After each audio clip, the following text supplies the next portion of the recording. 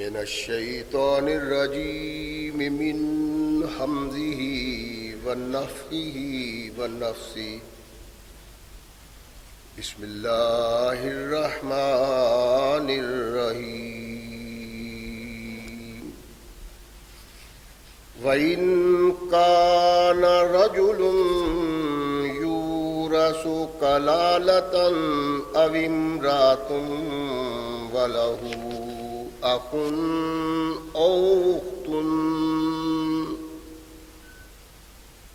فَلِكُلِّ وَاحِدٍ مِّنْهُمَا السُّدُسُ فَإِن كَانُوا أَكْثَرَ مِنْ ذَلِكَ فَهُمْ شُرَكَاءُ فِي الثُّلُثِ مِنْ بعد وصية يوصى بها أو دين غير مضار وصية من الله والله عليم حليم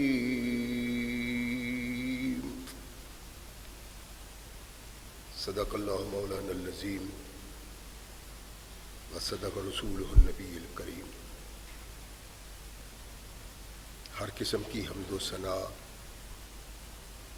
تعریفات و توصیفات اس خالق و مالک کے لیے ہیں جس نے اس ساری کائنات کو تخلیق دیا اور اس کی حسن و آبادی کے لیے حضرت انسان کو تخلیق فرمایا۔ کروڑوں درود و سلام اس ہستی اقدس و مقدس پہ کہ جس کا نام نامی اسم گرامی ہے محمد۔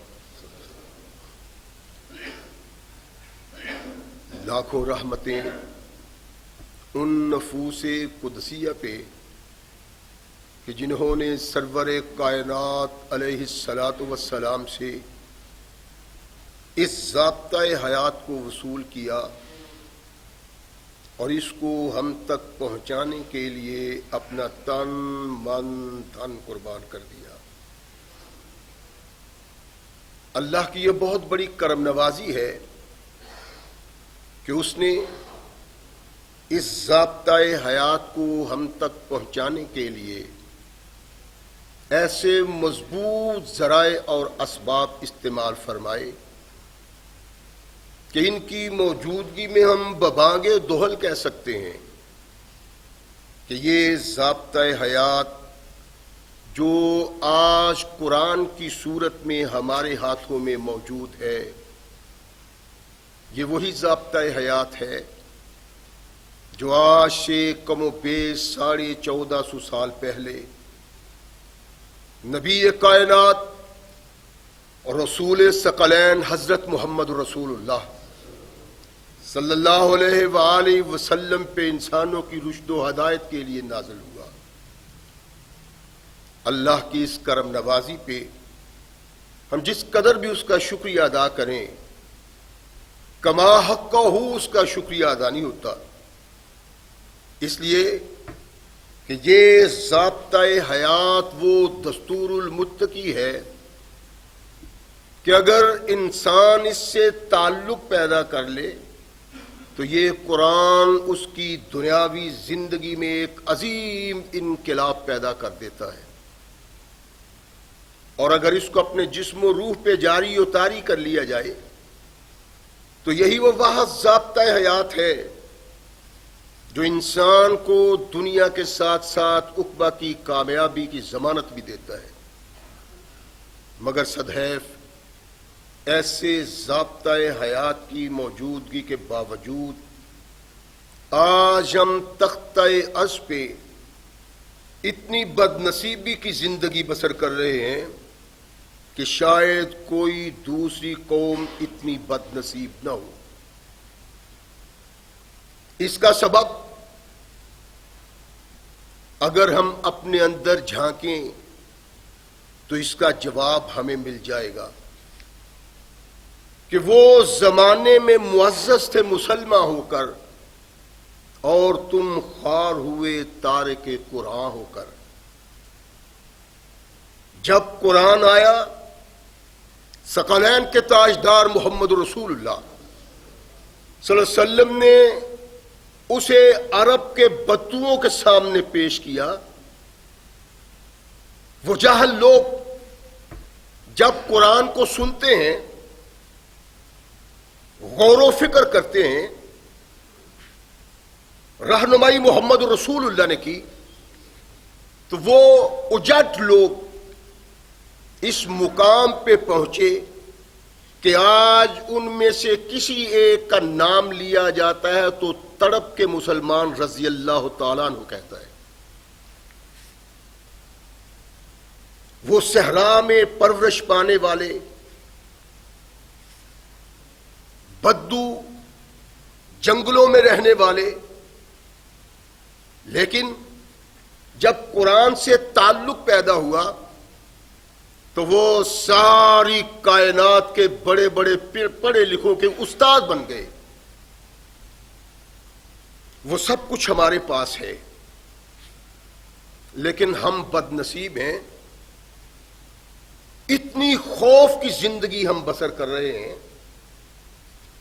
اتنی پریشانی کی زندگی بسر کر رہے ہیں کہ شاید کوئی قوم تختہ ارض پہ اتنی پریشان نہ ہو۔ اور اس کا واحد سبب یہ ہے کہ ہم نے قرآن کو پس پشت ڈال دیا اور محمد رسول اللہ کو پس پشت ڈال دیا۔ جن لوگوں نے اللہ کے قرآن کو تھاما، ثقلین کے تاجدار محمد رسول اللہ صلی اللہ علیہ وسلم کے دامن کو تھاما، انہوں نے وہ عزت، شرف، مقام اور درجہ پایا کہ جس کا کوئی سوچ تو سکتا ہے لیکن وہ پا نہیں سکتا۔ رحمت کائنات محمد رسول اللہ صلی اللہ علیہ وسلم کے صحابہ اللہ کے نبی کے ساتھ وابستہ ہوئے تو پھر ان کی وابستگی قیامت تک کے لوگوں کے لیے ایک پیغام بن گئی کہ عزت و وقار چاہتے ہو، شرف اور عظمت چاہتے ہو تو دامن محمد سے یوں وابستہ ہو جاؤ جیسے محمد رسول اللہ کے صحابہ وابستہ ہوئے۔ اصحاب رسول کی شخصیت وہ شخصیت ہے کہ جن سے کائنات کے آقا محمد رسول اللہ صلی اللہ علیہ وسلم بہت پیار کرتے ہیں۔ صحابہ سے اللہ کے نبی اتنا پیار کرتے ہیں کہ شاید کوئی باپ اپنی اولاد سے اتنا پیار نہ کرتا ہو۔ اور صرف یہی بات نہیں ہے کہ اللہ کے نبی محبت اور پیار کرتے تھے، صحابہ اکرام اپنے کردار کی بنا پہ اس مقام پہ تھے کہ اللہ کا رسول ہی نہیں، اللہ بھی ان سے انتہا کی محبت کرتے تھے۔ اللہ کی محبت کو بھی ماپا نہیں جا سکتا۔ مختلف احادیث کی کتابوں میں یہ روایت آتی ہے، ہر محدث کا بیان اپنی اپنی جگہ پہ اور ہر راوی کا بیان اپنے اپنے انداز میں۔ نچوڑ اس کا یہ ہے کہ رحمت کائنات محمد رسول اللہ صلی اللہ علیہ وسلم نے ایک چھوٹا لشکر بھیجا، مکہ والوں کی سرگرمیوں پہ نگاہ رکھنے کے لیے۔ یہ ساحل سمندر پہ لشکر ہے،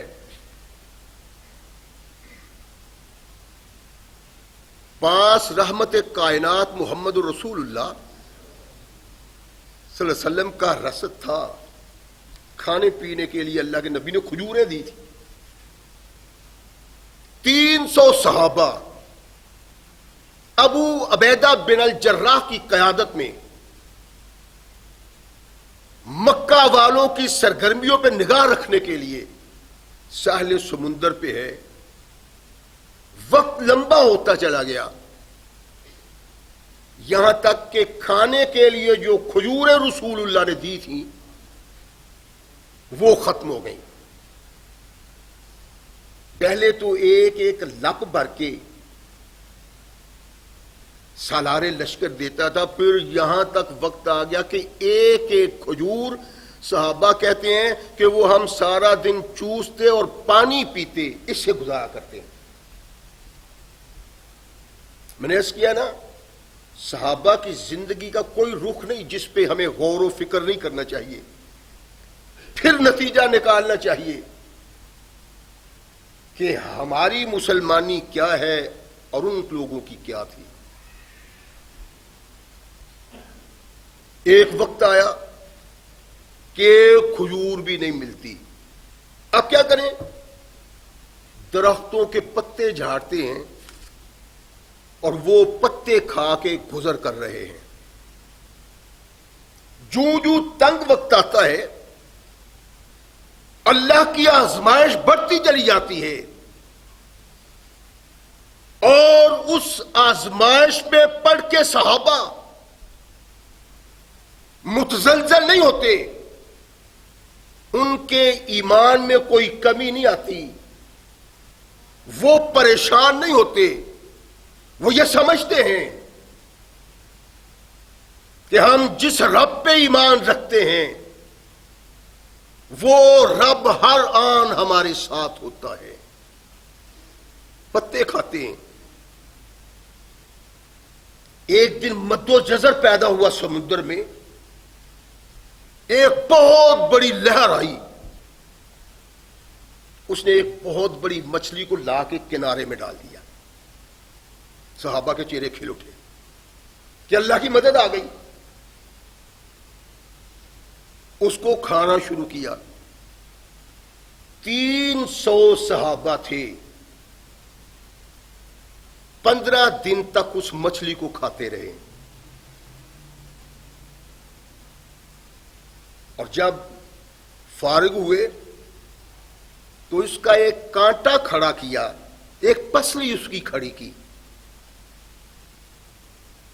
بخاری میں ہے کہ ایک سب سے اونچا اونٹ اور سب سے لمبے صحابی کو اس پہ بٹھایا. وہ اونٹ کے ساتھ مچھلی کی اس پسلی کے نیچے سے گزر گیا. اتنی بڑی مچھلی ہے. اور جابر کہتے ہیں رضی اللہ تعالی عنہ، میں 5 ساتھیوں کے ساتھ اس کی آنکھ کی خلا میں بیٹھا. ہم یوں بیٹھے تھے کہ ہمیں کوئی دیکھ نہیں سکتا تھا. رحمت کونین محمد رسول اللہ صلی اللہ علیہ وسلم کو علم ہوا تو اللہ کے نبی نے ارشاد فرمایا کہ اللہ نے تمہاری اس وقت مچھلی کی صورت میں مدد کی تھی. یہ اللہ کے محبوب ہیں. کیوں؟ کہ یہ رسول کے محبوب ہیں.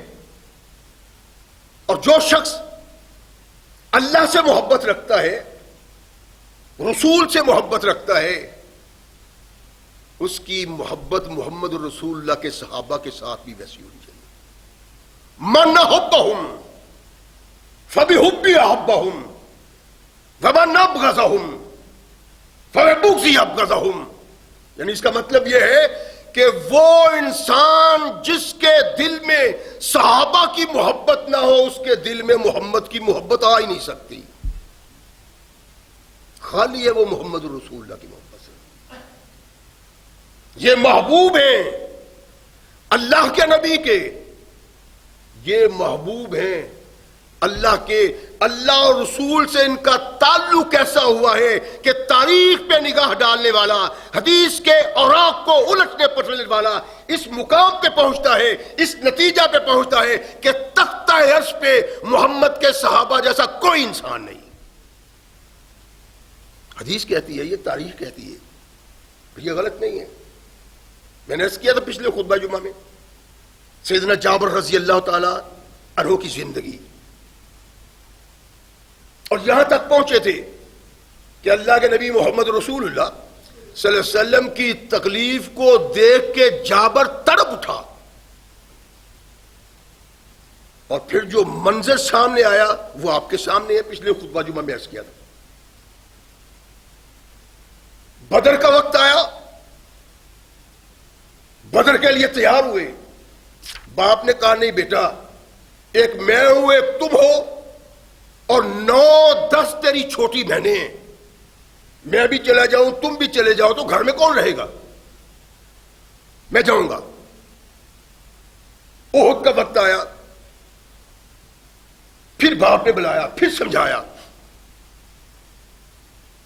رحمت کائنات محمد رسول اللہ صلی اللہ علیہ وسلم نے اپنی زندگی میں 21 غزوے کیے ہیں، 21 جہاد، اور جابر 19 غزووں میں محمد رسول اللہ کے ساتھ رہا ہے۔ صرف وہ 2 غزوے جو ایک مجبوری کی بنا پہ جابر پیچھے رہے ہیں وہی پیچھے رہے ہیں، وگرنہ اپنی جان کو تلی پہ رکھ کے محمد رسول اللہ کی قیادت میں کافروں کے لیے جہاد کرنے کو نکلے ہیں۔ یہ انقلابی سوچ ہے۔ وہ 9-10 بہنوں کا اکلوتا بھائی، اور اس کی ذمہ داری ہے ان بہنوں کی دیکھ بھال۔ باپ نے کہا مان لیا، لیکن جب باپ نہ رہا تو دل نے مجبور کیا کہ یہ کوئی زندگی نہیں جو محمد الرسول اللہ سے دور رہ کے بسر ہوتی ہے۔ اللہ کے نبی علیہ الصلوۃ والسلام کے ساتھ تمام جہاد جابر نے کیے ہیں، اور جابر کی محبت رسول اللہ صلی اللہ علیہ وسلم سے ایسی ہے کہ ایسی محبت ڈھونڈنے کے لیے دور بھی نہیں خرد بھی ان کی ضرورت پیش آتی۔ بہت کم صحابہ اس مقام پہ ہیں کہ ان کی محبت کو دیکھ کے آدمی پریشانی میں گم ہو جاتا ہے۔ کس کو کیا کہیں؟ یہ اتنی محبت، یہ اتنی عقیدت، یہ اتنا تعلق کیوں؟ اس لیے کہ خالق کائنات نے کہا جو محمد کے لیے زندہ رہتا ہے زندگی یہی ہے، اور جو محمد کے لیے مرتا ہے موت یہی ہے۔ صحابہ نے بھی یہ سوچا، ابھی زندگی کو اپنے لیل و ایام میں انہوں نے کبھی ترجیح نہیں دی، ہر وقت رسول ثقلین علیہ الصلوۃ والسلام کے ساتھ ان کی قیادت میں تلوار لیے اللہ کے دین کے پرچم کو بلند کرنے کو، خود بھی میدان کارزار میں ہیں اور اپنی اولاد کو بھی۔ جابر کو کبھی یہ چیز گوارا نہیں ہوئی کہ کوئی انسان اگر محمد رسول اللہ کے فرمان سے اپنا مطلب نکالتا ہے تو اس کو معاف کیا جائے۔ سوچیں، آپ بھی سوچنے والی باتیں۔ جابر کو ایک لمحہ کے لیے گوارا نہیں۔ کوئی ہو، ایک شخص آ کے کہتا ہے کہ جابر، برا کہتے ہیں کہ کونین کے آقا محمد رسول اللہ صلی اللہ علیہ وسلم نے یہ ارشاد میں احتساش الرحمن لموت سعد بن معاذ، کہ جب سعد بن معاذ فوت ہوئے ہیں تو اللہ کا عرش لرز گیا تھا۔ تفصیل سے بات کی تھی سعد بن معاذ کی۔ آج مقصود جابر کی سوچ، اس کا خیال اور اس کا فکر ہے۔ برا کون ہے؟ یہ اس قبیلہ سے تعلق رکھتے ہیں جو قبیلہ سعد بن معاذ کا نہیں، بلکہ ان کا آپس میں اختلاف رہتا ہے، اور جس قبیلہ سے یہ تعلق رکھتے ہیں اسی قبیلہ سے جابر تعلق رکھتے ہیں۔ آنے والے نے کہا کہ برا کہتے ہیں کہ یہ جو اللہ کے نبی نے ارشاد فرمایا ہے اس سے مقصود اللہ کا عرش نہیں بلکہ وہ تختہ ہے جس تخت پہ سعد لیٹے ہوئے تھے. سعد اوس کے تھے، یہ خزرج کے تھے. خزرج کبھی برداشت نہیں کرتے کہ اوس کے انسانوں کو اس مقام پہ کھڑا کیا جائے جس پہ دیکھنے والے ناز کریں. اپنی سوچ، عقل، فکر کے مطابق وہ کہتے ہیں یہ عرش رحمان نہیں بلکہ وہ تخت تھا جس پہ سعد لیٹے ہوئے تھے. جابر نے جب سنا آپ میں سے باہر آئے اور ارشاد فرمایا بڑا غلط کہتا ہے. وہ یہ سمجھتا ہے یہ بہت بڑا وقار ہے، عزت ہے، بڑا شرف ہے، اور شرف اوس والوں کو مل جائے. کہا غلط کہتا ہے. محمد الرسول اللہ کے الفاظ کو اپنی زبان میں بیان کرتا ہے، اپنی سوچ کے مطابق بیان کرتا ہے، اپنے تصور کے مطابق بیان کرتا ہے. غلط ہے. میرے آقا نے یہی ارشاد فرمایا تھا اہتز عرش الرحمن بموت سعد بن معاذ. اللہ کا عرش ہل گیا تھا جب معاذ فوت ہوئے. ایک لمحہ کے لیے برداشت نہیں کیا اور کہا کیا کہ ہم ایک قبیلے سے تعلق رکھتے ہیں جو خزرج ہے، سعد سے تعلق رکھتا ہے جو اوس ہے. اللہ نے اوس کو یہ مرتبہ، مقام اور شان دی کہ ان کا ایک فرد اگر موت کا لقمہ بنتا ہے تو عرش کا، اللہ کا عرش کانپ جاتا ہے. ہر صحابی اپنے اپنے مقام پہ، اپنے اپنے لحاظ سے ایک ایسا مقام اور مرتبہ رکھتا ہے کہ جس کو اللہ نے اس وقار سے نوازا ہے کہ یہ صرف اس کی ذات کا حصہ ہی بنتا ہے. تمام صحابہ اللہ کے نزدیک نبی کائنات محمد الرسول اللہ صلی اللہ علیہ وسلم کے جانثار، وفادار، وفاکوش. ارشاد فرمایا میرے محبوب تیرے صحابہ تیرے کہنے پہ، تیری سوچ پہ، تیری فکر پہ اگر قربانی دیں گے، یہ قربانی ان کی موت کا سبب نہیں، میں قیامت تک کے لیے ان کو زندہ کر دوں گا. اور رحمت کائنات محمد رسول اللہ صلی اللہ علیہ وسلم کے صحابہ قیامت تک زندہ ہیں. ان کی عظمت، ان کے وقار، ان کی شخصیت کو ہر آنے والا سلام کہتا ہے.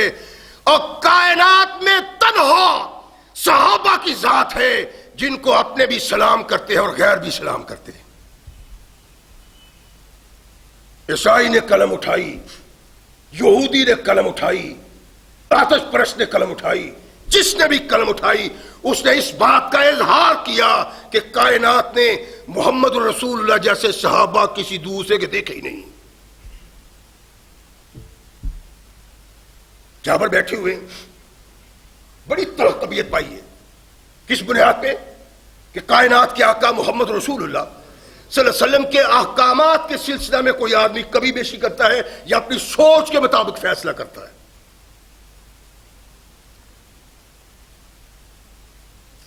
بیٹھے ہوئے ایک شخص آیا، کہتے جابر مسلمانوں میں بڑا اختلاف ہو گیا. کیا ہوا ہے؟ بعض لوگ کہتے ہیں کہ جتنی مخلوق انسان کی صورت میں اللہ نے تخلیق دیا ساری جہنم میں جائے گی. اور کچھ لوگ ایسے ہیں جو ان کے گلے پڑتے ہیں سارے جائیں گے. ہاں، اور اس میں آپس میں بڑی تلخی پیدا ہوئی ہے. سیدنا جابر وہاں پہنچے. ایھا الناس، میں نے کیا سنا ہے اور تمہیں خدا کا خوف نہیں آتا؟ اللہ کا پیغام، محمد رسول اللہ کا پیغام اور تمہارے سامنے ہو تب تو تم مانو، تمہارے سامنے نہیں. کوئی اور کہتا ہے، تم محض اس بات سے انکار کر دو کہ کوئی کہتا ہے؟ سن لو، رحمت کائنات محمد رسول اللہ صلی اللہ علیہ وسلم کے اقوالات سے استدلالات ہیں کہ تمام انسان نیک ہو یا برے ہو وہ جہنم میں جائیں گے، لیکن جہنم محمد کے ماننے والوں کو نہیں جلائے گی، باقی جلیں گے، آگ کوئی نقصان نہیں پہنچائے گی۔ کیسے ہو سکتا ہے کہ آگ نقصان نہ پہنچائے؟ تمہیں علم نہیں ہے؟ آگ کو انتہا درجے کی تیز ایندھن بے شمار آگ کے بھبوکے انسان قریب نہیں پھٹک سکتا۔ ابراہیم کو آگ میں ڈالا تو وہ آگ جو انسانوں کو جلاتی تھی وہ آگ ابراہیم کے لیے گلزار بن گئی تھی۔ جہنم میں سب جائیں گے، لیکن جہنم کی آگ ایمانداروں کے لیے، مسلمانوں کے لیے گلزار بنے گی، جلانے والی، تباہ و برباد کرنے والی، عذاب میں مبتلا کرنے والی صرف کافروں کے لیے۔ صحابی رسول کی بات سن کے لوگ خاموش ہیں، اور تلخی کا انداز بھی بہت زبردست ہے۔ کسی نے کہا کہ حضرت فلاں بندہ ہے نا طلق بن حبیب، وہ تو رحمت کائنات محمد رسول اللہ صلی اللہ علیہ وسلم کی سفارش کے منکر ہے، آگ بگولا ہو گئے۔ وہ کون ہے جو ثقلین کے تاجدار محمد رسول اللہ صلی اللہ علیہ وسلم کے اس شرف کا انکار کرتا ہے؟ لاؤ سے بلایا، تم کیا کہتے ہو؟ کہتے میں نہیں کہتا، اللہ کا قرآن کہتا ہے کہ جو جہنم میں جائے گا خالدین فیہا، پھر خالدین فیہا ابدا۔ کتنی آیات کٹ کے جابر کے سامنے رکھ دیں، ارشاد فرمایا تم مجھ کو قرآن سناتے ہو، مجھے واعظ کرتے ہو، اور تمہیں قرآن کا مجھ سے زیادہ علم ہے؟ تجھے نہیں پتا کہ یہ قرآن کی آیات ایمانداروں مسلمانوں کے لیے نہیں ہے، بلکہ یہ مشرکوں کے لیے ہے، اور رحمت کائنات کی سفارش پہ اللہ کلمہ پڑھنے والوں کو جہنم سے نکالیں گے۔ قرآن نہیں کہتا، محمد الرسول اللہ نے کہا ہے، اور جتنا ایمان لانا قرآن پہ فرض ہے ویسے ہی محمد الرسول اللہ کے فرمان پہ فرض ہے۔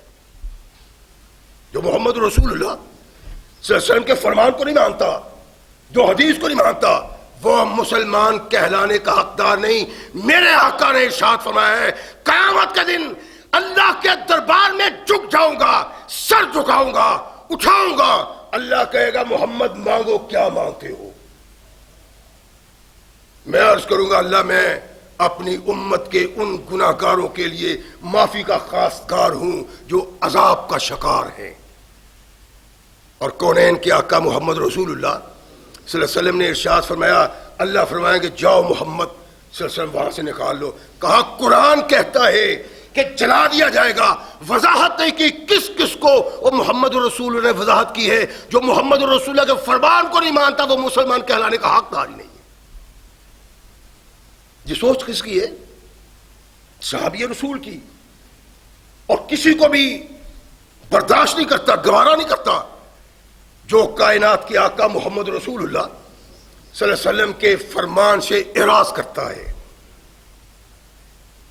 ایسے لوگ رحمت کائنات محمد رسول اللہ صلی اللہ علیہ وسلم کے دامن کے ساتھ اللہ نے وابستہ کیے تھے، اور جب ان کو وابستہ کیا تو پھر ناز کیا کہ میرے محبوب ہم نے تمہیں وہ ساتھی دیے ہیں جیسے ساتھی کائنات میں کسی دوسرے کو نہیں دیے۔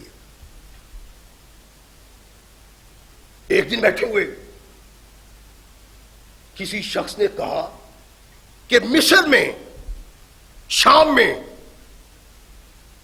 عبداللہ بن انیس ہیں، اور وہ قصاص کی ایک روایت بیان کرتے.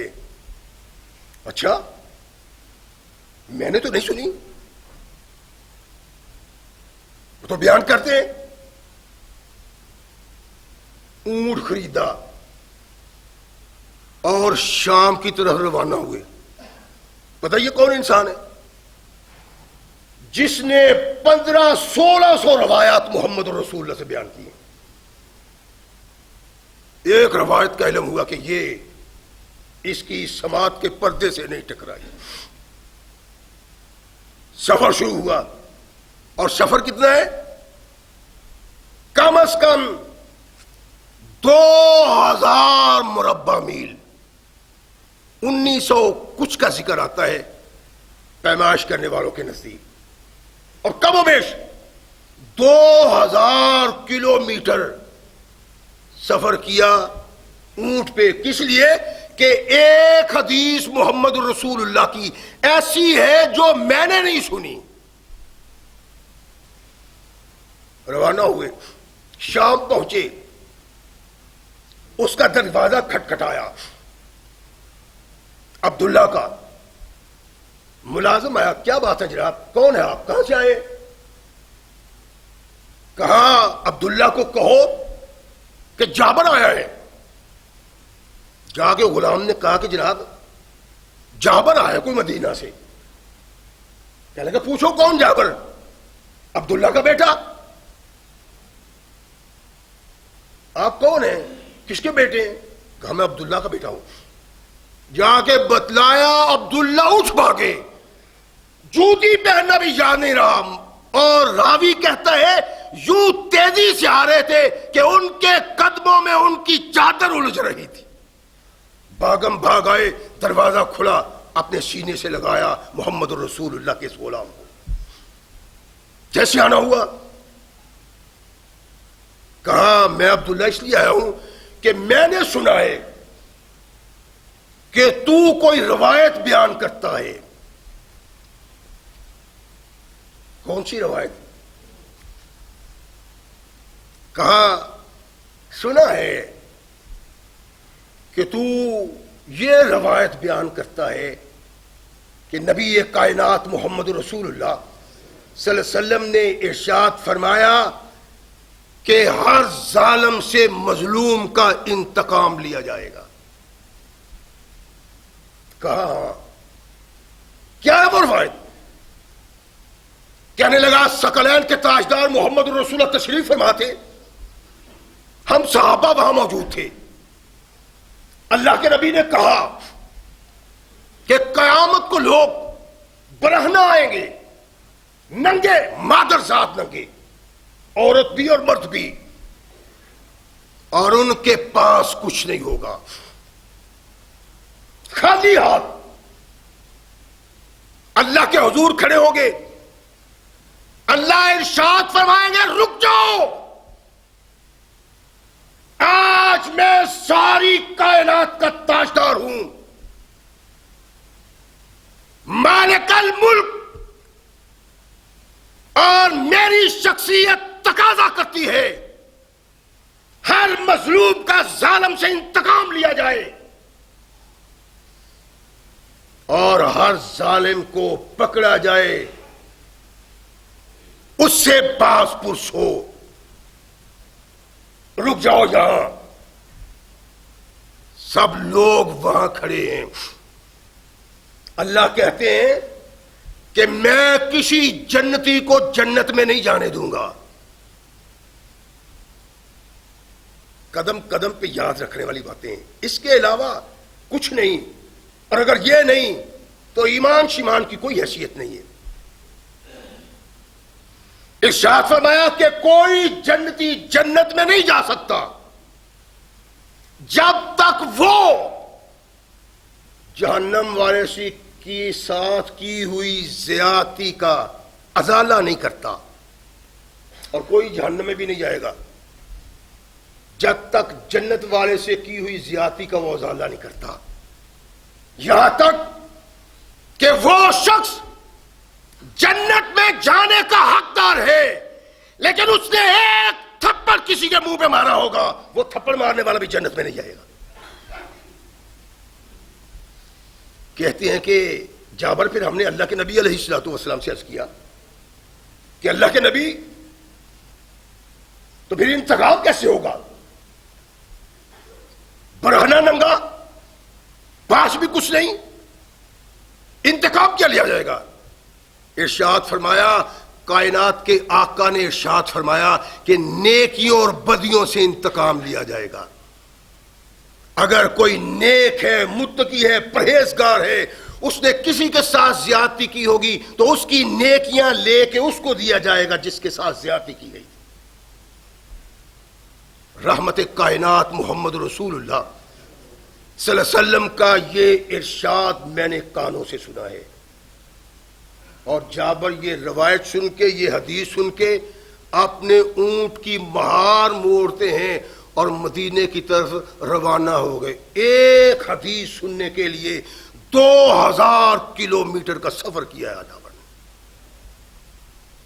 کہ کہیں محمد رسول اللہ صلی اللہ علیہ وسلم کا کوئی پیغام مجھ سے رہ نہ جائے۔ آپ نے بھی کبھی سوچا ہے؟ میں بھی سوچتا ہوں۔ نہیں، ہم تو اس مجلس کو پسند نہیں کرتے جہاں قرآن اور محمد رسول اللہ کی بات ہو۔ لچھے دار باتیں، شعر و شاعری، مراسیوں والی حرکتیں، کیا ہو رہا ہے؟ یہ مولوی ڈانس کر رہا ہے، اور محمد رسول اللہ صلی اللہ علیہ وسلم سے تعلق احادیث میں ہے کہ ثقلین کے تاجدار محمد رسول اللہ جب صحابہ سے مخاطب ہوتے اور اللہ کے نبی کا چہرہ سرخ ہو جایا کرتا تھا اور اللہ کے نبی کی آواز بھاری ہو جاتی تھی۔ ہمارے مولوی تماشا کرتے ہیں، لطیفے سناتے ہیں، اور ہم ہزاروں کی بارش کرتے ہیں، اور محمد رسول اللہ کا یہ پیغام نہیں۔ ڈاکو ہے یہ مولوی۔ اللہ کے نبی علیہ الصلوۃ والسلام اللہ کا قرآن سناتے تھے اور اپنے ارشادات بیان کرتے تھے اس انداز کے کہ کائنات کے آقا محمد رسول اللہ پہ دباؤ ہوتا تھا اس بات کا۔ آگے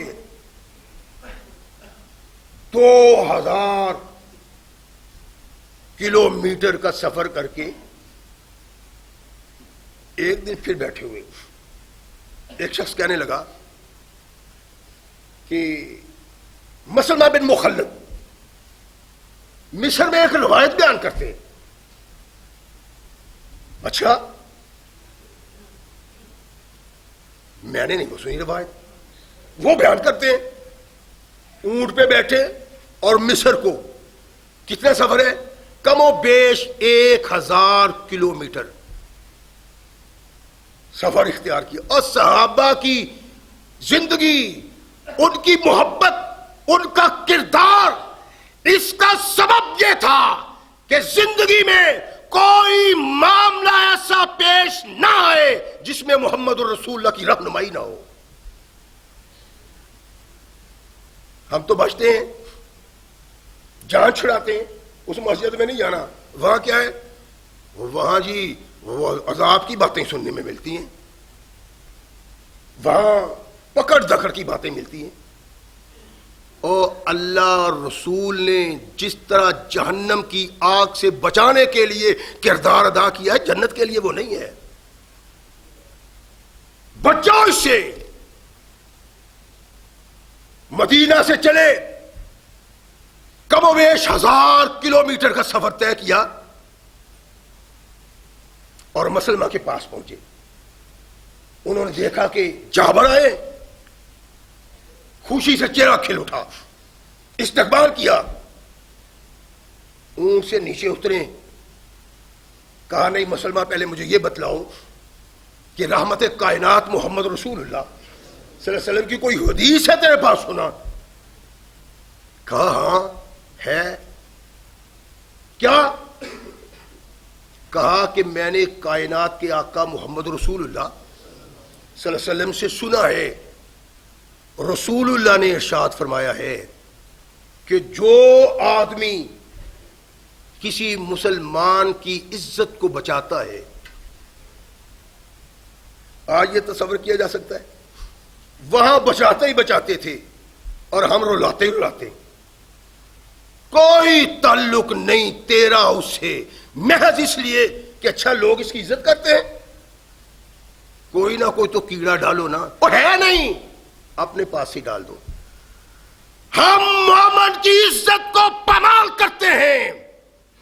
نبی کا پیغام مسلمان سے سننے کے لیے صحابی رسول 1000 کلومیٹر کا سفر طے کرتا ہے. دیکھوں کہ کائنات کے آقا محمد رسول اللہ نے کیا ارشاد فرمایا ہے. تو کیا ہے؟ کہا محمد کریم صلی اللہ علیہ وسلم نے ارشاد فرمایا ہے کہ جو مسلمان کی عزت کا دفاع کرتا ہے اس کو اتنا ثواب ملے گا جیسے زندہ درگور کی ہوئی لڑکی کو زندگی دیا ہے. میں نے نہیں کبھی سوچا. آپ سوچتے ہیں کہ کسی کی عزت کو پامال نہ کیا جائے؟ صحابیہ آنے کا مقصد کیا تھا؟ ایک روایت محمد رسول اللہ کی، ایک حکم محمد رسول اللہ کا، جس کی بنا پہ وہ اپنی زندگی کو ایسا بنانا چاہتا تھا جیسا رب چاہتا تھا اور محمد رسول اللہ چاہتے تھے. ایک حدیث کو لینے کے لیے 2000 کلومیٹر کا سفر کیا اور ایک حدیث سننے کے لیے 1000 کلومیٹر کا سفر کیا. ہم سفر کرتے ہیں یہاں سے وہاں، وہاں سے وہاں، کس کام کے لیے؟ فلاں مولوی آنا ہے. وہ کیا کرتا ہے؟ وہ بڑے بنگڑے ڈالتا ہے. قیامت کو بہت برا ہوگا. اللہ کا قرآن اور محمد رسول اللہ کا فرمان بس یہ ہے. ناچنا، بھنگڑے ڈالنا، ڈانس کرنا، شعر سنانا، لطیفے سنانا، یہ بغاوت ہے محمد رسول اللہ کی سنت سے. سنت ڈھونڈو. کونین کی آقا محمد رسول اللہ صلی اللہ علیہ وسلم سے محبت کا تقاضا یہ ہے جو ہمیں صحابہ کے کردار سے نظر آتا ہے. اور یہ صحابہ جس طرح رسول ثقلین سے محبت کرتے ہیں، اللہ کے نبی ان سے بڑھ کے ان سے محبت کرتے ہیں. ایسا آپ نے کوئی لیڈر، قائد، پیر، سید، بادشاہ کچھ بھی نہیں ہے. صرف محمد رسول اللہ کی ایسی ذات ہے. جابر کہتے ہیں کہ کائنات کے آقا محمد رسول اللہ کے ساتھ میں ایک سفر پہ ہوں، میرا اونٹ تھک گیا، میں اس کو مارتا ہوں، کوڑے مارتا ہوں، چھڑیاں مارتا ہوں، چلے، لیکن وہ چلتا نہیں. علامہ ابن حبان نے صحیح ابن حبان میں اس روایت کو بیان کیا. مختلف طرق ہیں اس کے، ان تمام طرق کی ایک بات اس کا میں جوہر نکال کے آپ کو بتاتا ہوں. کہا میں چھڑیاں مار مار کے تھک گیا. اللہ کے نبی پیچھے جائے. ارشاد میں جابر کیا بات ہے؟ آج کی اللہ کے نبی یہ چلتا نہیں ہے. پیچھے رہ گیا سارے لوگوں سے، بڑا تیز تر راہ ڈھونڈتا، پتہ نہیں کیا ہو گیا. کون ہے ان کے آقا محمد رسول اللہ صلی اللہ علیہ وسلم کے ہاتھ میں چھڑی تھی. اللہ کے نبی نے چھڑی سے مارا اور کہا چلو. پھر چالوں کے بعد وہ اتنا چلا کہ جابر کہتے ہیں میں روکتا ہوں کہیں قافلے سے آگے نہ نکل جاؤں. رحمت کائنات محمد رسول اللہ صلی اللہ علیہ وسلم نے جابر کا یہ انداز دیکھا، اونٹ کی تیزی، جابر کے کھینچ کھینچ کے مہار کو رکھنا کہ مجھے کہاں لے کے جا رہے ہو، قافلے کے ساتھ ہی چلنے دو. اللہ کے نبی نے ارشاد فرمایا جابر اس کی لبیک یا رسول اللہ. فرمایا جابر یہ میرے ہاتھ فروخت کرتے ہو اونٹ؟ مختلف روایات کے مختلف الفاظ ہیں. 1 دینار میں ارشاد فرمایا ہوا لک یا رسول اللہ. اللہ کے نبی اونٹ جابر کا سوال کرنے والے محمد رسول اللہ، اور اس کو قیمتاً دوں؟ اللہ کے نبی ایسا نہیں ہو سکتا. ہوا لک یا رسول اللہ، یہ آپ کے لیے اللہ کے نبی. ارشاد فرمایا کہ نہیں جابر، میں نے محمد نے ایسے نہیں لینا. 2 دینار لے لو. اللہ کے نبی نے شاید یہ سمجھا کہ یہ جابر سمجھتا ہے قیمت تو بہت کم ہے. 2 دینار. فرمایا لگا یا رسول اللہ جابر کو دولت کی ضرورت نہیں, میں محمد کریم کے پاؤں پہ اس کو نچھاور کرتا ہوں. فرمایا نہیں, قیمت دینی ہے. سوچے نا ذرا, ہمارے بھی تو قائد ہیں نا, لیڈر ہیں نا, رہنما ہے نا, پیر ہے نا, مرشد ہے نا, سید بادشاہ. کیا وہ بھی یہی سلوک کرتے ہیں اپنے ساتھیوں کے ساتھ جیسا محمد رسول اللہ کا ہے؟ اور پتہ ہی نہیں چلنے دیتا, پیر ایسے ہڑپ کر لیتا ہے پیسے, پتہ ہی نہیں چلنے دیتا سید. اور سید بادشاہ تیرے لیے حرام ہے زکوٰۃ و صدقات خیرات. کہتا یہ بات چھوڑو, آنے دو. کائنات کے آقا محمد رسول اللہ صلی اللہ علیہ وسلم نے ارشاد فرمایا کہ جابر میں نے یہ یوں ہی نہیں لینا. اقبال کہتا ہے نذرانہ نہیں سود ہے یہ پیران حرم کا, ہر خرقہ سالوس کے اندر ہے مہاجن. اور تیرے قائد نے, تیرے پیر نے, تیرے لیڈر نے ایک اوڑا ہوا ہے پردہ, چادر اوڑی ہوئی ہے تقدس کی, سید کی, پیر کی, مرشد کی. اقبال کہتا ہے یہ دراصل ڈاکو ہے جو تیری جیب پہ نظر رکھتا اور لوٹ رہا ہے تجھے. اگر یہ قائد لیڈر ہوتا محمد رسول اللہ سے تعلق رکھنے والا تو اس کا کردار محمد رسول اللہ جیسا ہوتا. جابر لو آج کی اللہ کے نبی, جابر پتہ کیا کہتے ہیں؟ استغفر لی رسول اللہ صلی اللہ علیہ وسلم لیلۃ البدر 25 مرات. اس رات اللہ کے نبی نے میرے لیے 25 بار بخشش کی دعا کی. جابر اتنے لو رکھا یا رسول اللہ, واللہ یغفر لک, اللہ تجھے بخشے. جابر مجھ سے رقم لو. اللہ کے نبی دینے کا مطالبہ کرتے ہیں, وہ نہ لینے کی عاجزی کرتے ہیں. ثقلین کے تاجدار محمد رسول اللہ بار بار کہتے ہیں واللہ یغفر لک, اللہ تجھ کو بخشے, اللہ تجھ کو بخشے. کہا اللہ کی قسم 25 بار محمد رسول اللہ نے میرے لیے بخشش کی دعا کی. اور نبی کائنات محمد رسول اللہ جس کے لیے 25 بار بخشش کی دعا مانگتے ہیں وہ محمد رسول اللہ کا صحابی ہے. اور اس صحابی کے متعلق اگر تیرے دل میں بغض ہے, حسد ہے, عناد ہے تو پھر یہ سوچ, کائنات کے آقا کا فرمان تیرے سامنے ہے, من احبہم فبحبی احبہم ومن ابغضہم فببغضی ابغضہم. 20 دینار پہ رحمت کائنات محمد رسول اللہ خاموش ہو گئے. جابر کہتے ہیں میں نے کہا اللہ کے نبی چلیں ٹھیک ہے, قیمت نہیں لینا آپ نے تو مجھے مدینہ تک سواری کی اجازت دیجیے. تو میں ٹھیک ہے.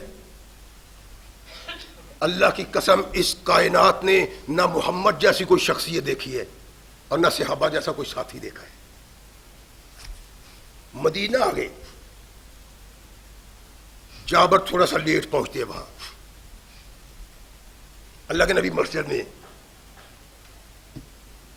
السلام علیکم یا رسول اللہ. ارشاد فرمایا جابر آ گئے ہو؟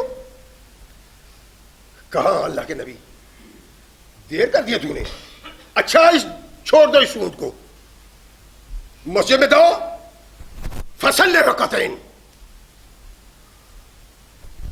نبی رحمت محمد رسول اللہ ارشاد فرماتے ہیں باہر نہ اندر جاؤ, اور اندر جا کے پہلا کام کیا کرنا ہے؟ 2 رکعتیں پڑھنی.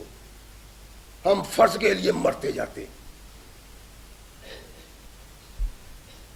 اور کونین کے آقا محمد رسول اللہ اپنے صحابی کو فرض کی بات نہیں کہتے, وہ تو سمجھتے ہیں کہ اس کو علم ہے کہ اگر فرض کو ترک کیا تو اللہ کے نزدیک کافر اور محمد رسول اللہ کے نزدیک بھی کافر.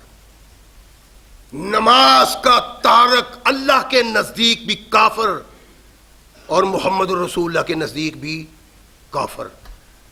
اللہ کے نبی نے یہ اس کو نہیں کہا اس لیے کہ کون صحابی ہے جو صحابی تو ہو، نبی کا غلام تو ہو، لیکن نمازی نہ ہو، ایسا تو ممکن نہیں ہے۔ رحمت کائنات نے ارشاد فرمایا اتر جاؤ، چھوڑ دو اس اونٹ کو، اندر جاؤ، فصلی رکعتین، تحیت المسجد پڑھو جا کے اندر۔ جابر کہتے میں اندر آیا، باہر آیا، اللہ کے نبی نے ارشاد فرمایا بلال اس کو 20 دینار گن دو، ایک روایت، دوسری ہے اس کو اتنے اتنے اوقیہ سونا دے دو۔ تو ارشاد کیا فرماتے ہیں کہ ترازو کو ذرا جھکے ہوئے رکھنا اور دو اس کو، وہ نہیں جس کا یہ حقدار ہے، وہ دو اور اس کے ساتھ کچھ زیادہ دو، ترازو کو جھکتے جھکتے رکھو۔ ہم اپنی اولاد کو کہتے ہیں ذرا کس کے رکھو، کوئی بوند زیادہ نہ چلی جائے۔ کونین کے آقا محمد رسول اللہ صلی اللہ علیہ وسلم نے ارشاد فرمایا کہ بلال جابر کو دو اور پلڑا جھکتے جھکتے رکھو۔ اسلام یہ ہے، مسلمانی یہ ہے۔ کائنات کے آقا محمد رسول اللہ صلی اللہ علیہ وسلم نے جو صحابہ کو سکھائی ہے، ہمارے ایمان کی کیا حیثیت ہے؟ کون سا ایمان ہم لیے پھرتے ہیں؟ کیا جواب دیں گے قیامت کو دن؟ کبھی سوچے؟ جھکتے رکھنا ٹھیک ہے۔ اللہ کے نبی رحمت کائنات محمد رسول اللہ صلی اللہ علیہ وسلم کے غلام نے جابر کو وہ رقم دی، دینار تھے یا تول کے دیا سونا، چلے گئے، ارشاد فرمایا کہ بلال جابر کو بلاؤ۔ جابر آئے، ارشاد فرمایا جابر رقم لے لی تو نے؟ عرض کی ہاں میرے آقا۔ فرمایا رقم بھی تیری اور اونٹ محمد کی طرف سے تحفہ لے جاؤ۔ کائنات کے آقا محمد رسول اللہ صلی اللہ علیہ وسلم کے دامن سے وابستہ ہونے والے لوگ ایسے ہیں کہ شاید آسمان کے باسی بھی ان پہ فخر اور ناز کرتے ہوں، جن کے ساتھ یوں محمد رسول اللہ صلی اللہ علیہ وسلم زندگی بسر کرتے ہیں۔ اور یہ بھی محبت کی انتہا ہے جو صحابہ کرتے ہیں ان سے۔ ایک دن جابر کے ہاں کھجوریں آئیں جس میں گٹھلیاں نہیں، ان کو برتن میں ڈالا اور کونین کے آقا محمد رسول اللہ صلی اللہ علیہ وسلم کی خدمت میں پیش کرنے کے لیے لے گئے کہ یہ تحفہ ہے جس میں گٹھلی نہیں ہے۔ اللہ کے نبی نے اس کو پکڑا، پردہ اٹھایا تو کھجوریں، چہرہ مسکرا اٹھا۔ جابر دیکھتے ہیں کہ اللہ کے نبی کیا بات ہے؟ ارشاد فرمایا جابر میں نے سمجھا شاید گوشت لے کے آئے ہو۔ کونین کے آقا محمد رسول اللہ صلی اللہ علیہ وسلم کو گوشت بہت مرغوب تھا، اللہ کے بہت نبی بہت شوق سے کرتے۔ کہا میں نے سمجھا شاید گوشت، صحابہ کو علم تھا، صحابہ تو خدمت کرتے تھے اللہ کے نبی کی، جس کے گھر میں پکتا وہ محمد رسول اللہ کو پیش کرتا۔ جابر مالدار آدمی تھا، اللہ کے نبی نے کہا میں نے سمجھا کہ گوشت ہے۔ باغم باغ گھر گئے، بکری کا بچہ پکڑا، اس کو ذبح کیا، ہنڈیا پہ رکھا، بیگم کو کہا اچھی طرح پکانا، میں نے محمد کے حضور پیش کرنا ہے۔ ایسا بخت کائنات میں کسی دوسرے کو نہیں مل سکتا۔ تم محمد رسول اللہ صلی اللہ علیہ وسلم کے صحابہ کی بات کرتے ہو، ان کے ایمان کو ماپتے تولتے ہو، ان پہ گرا لگاتے ہو، ان کو تان کرتے ہو، تمہیں پتہ ہی نہیں اللہ نے محمد رسول اللہ کو کیسے ساتھی دیے تھے۔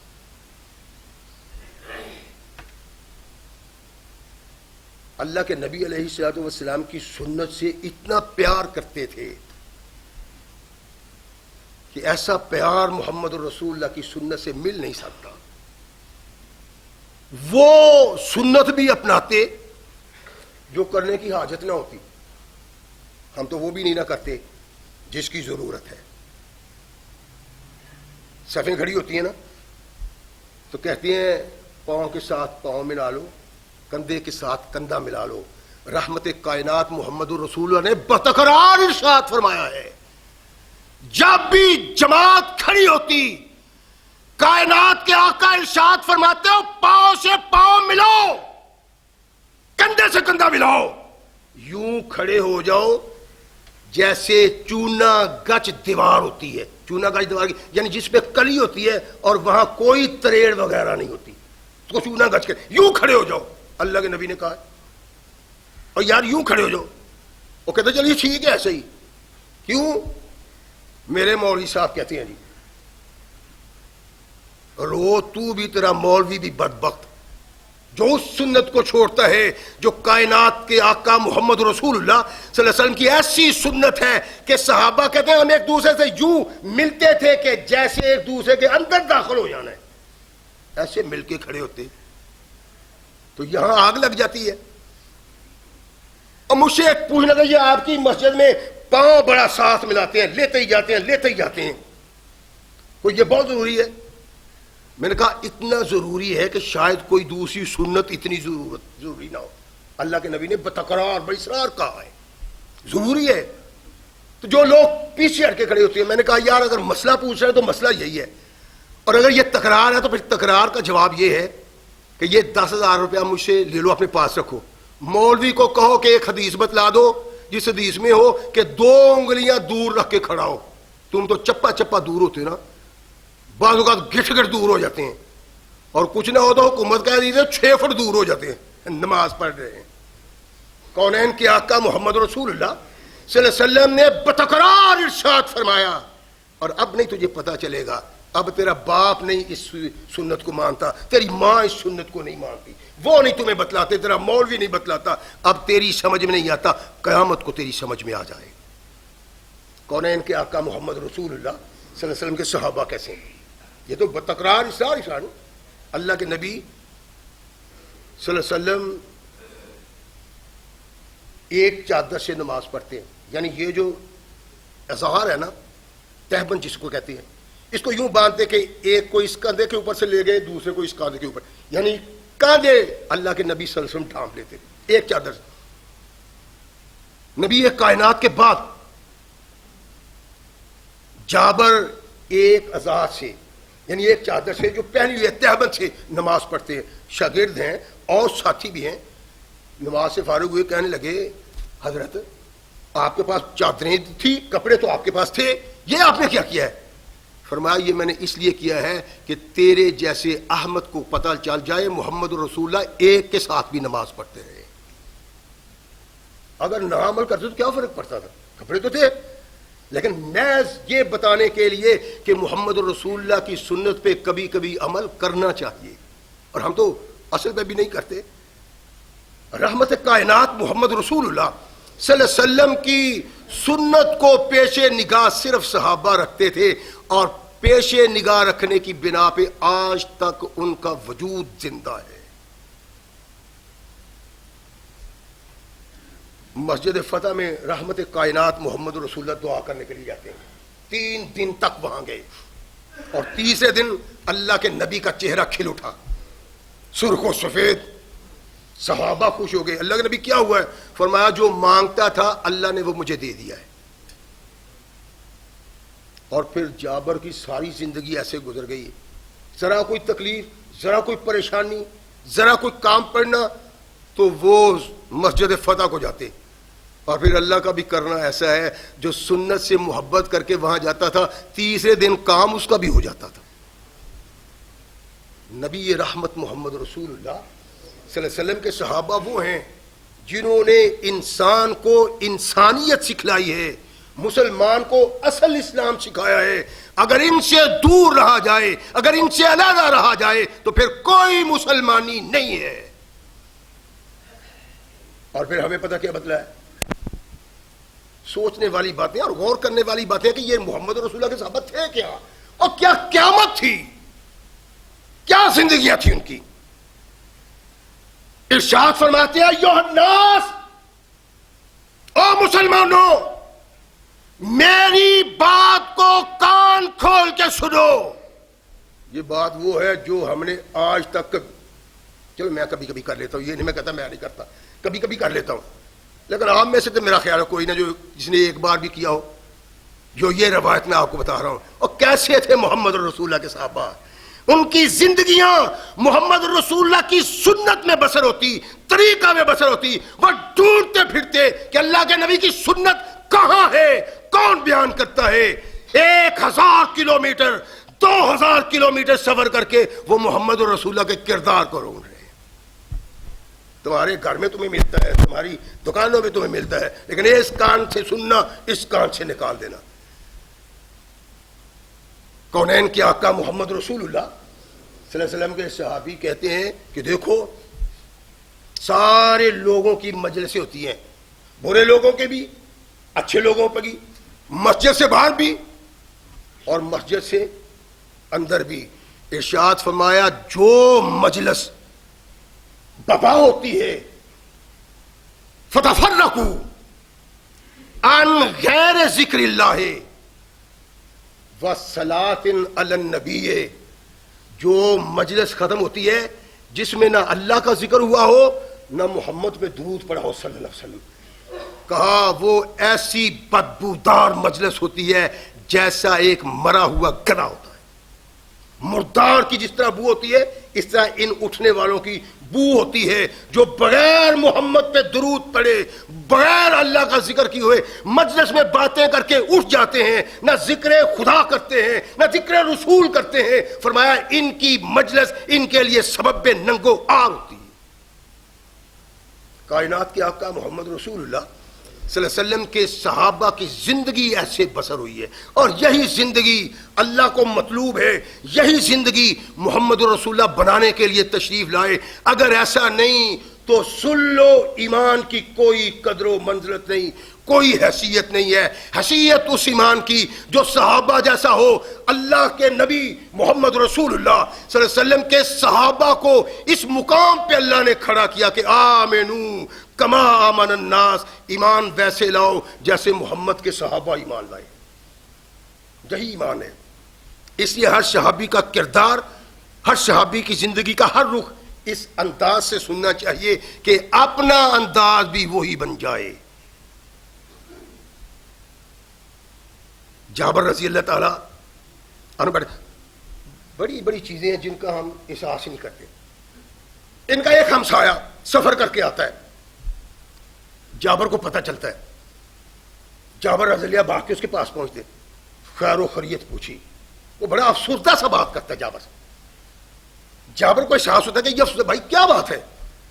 کہنے لگا مسلمانوں میں افتراق اور انتشار ہو گیا جابر شروع، اور لوگ بدعت کا ارتکاب کرنا شروع کر دیا ہے۔ غور سے سننا ذرا میری بات، لوگوں نے بدعت کا ارتکاب کرنا شروع کر دیا ہے۔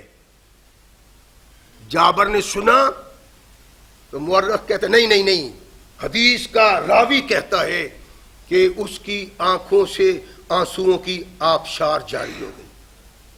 اس طرح آنکھوں سے قطرے گرتے ہیں آنسوؤں کے، جیسے تسبیح ٹوٹ جائے تو موتی گرتے، روتے جاتے ہیں، دامن بھیگ گیا۔ کہا صدق رسول اللہ صلی اللہ علیہ وسلم، اللہ کے رسول نے سچ کہا تھا۔ کیا کہا تھا جابر؟ کہا میرے آقا نے ارشاد فرمایا تھا جس طرح لوگ گروہ در گروہ اسلام میں داخل ہوتے ہیں ایسے ہی گروہ در گروہ اسلام سے نکل جائیں گے۔